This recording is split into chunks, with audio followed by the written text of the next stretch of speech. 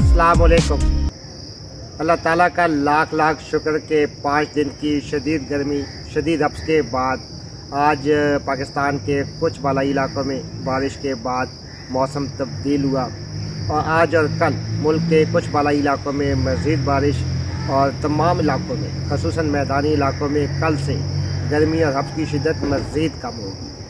फ़िलहाल तो ये जो स्पेल है मानसून बारिशों का ये पाकिस्तान के बालाई इलाकों तक महदूद होगा, लेकिन 2 दिन के बाद और ख़ुसूसन पीर के रोज़ ये पंजाब के दीगर इलाकों तक फैलेगा। तो अगले चंद दिनों के दौरान पहले पाकिस्तान के बालाई इलाकों में, बाद में वस्ती इलाकों में और अगले हफ्ते के मिड में जाके यानी मंगल और बुध के रोज़ पाकिस्तान के जनूबी इलाकों में जिसमें सुबह सिंध है, बलोचिस्तान के बाद इलाके, उन इलाकों में भी बारिशों का इम्कान है।